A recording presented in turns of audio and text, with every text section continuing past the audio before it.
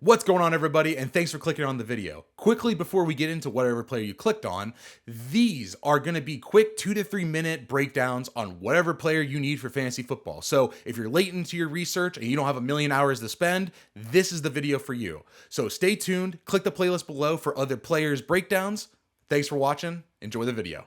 Coming in as my RB4 is Jonathan Taylor. And Taylor's been a very interesting case because we literally have seen him be the RB1. And then last year, he had a really up and down season. I mean, he started off the season hurt, but AKA he was holding out for a new contract with a fake ankle injury.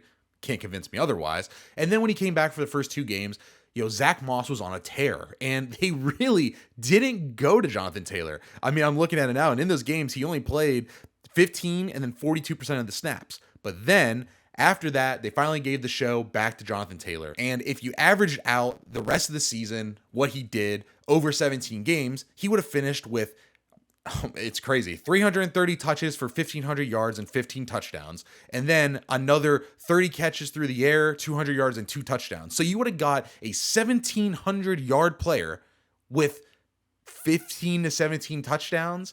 I mean, that's awesome, right? So we know he's been awesome. And I mean, in the games, he had a stretch from week 7 through 12 before he was injured again, where he was the number 7 RB in half PPR leagues overall with 16 points, or averaging 16 points. And then the last 3 games of the season when he came back, so weeks 16, 17, and 18, I mean, he was the RB4, averaging almost 18 points a game as a half PPR leagues.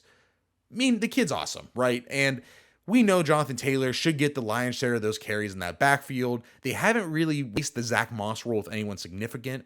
They brought in just players that we don't know much about. I mean, Evan Hall and Trey Sermon, someone who hasn't really done anything in the NFL. So I think this is going to be the Jonathan Taylor show. The biggest concern we have for this year is, I would say injury concerns, as he's missed some time in the past, and Anthony Richardson. Anthony Richardson is supposed to be this goal line rushing quarterback that should theoretically take touchdowns away from Jonathan Taylor.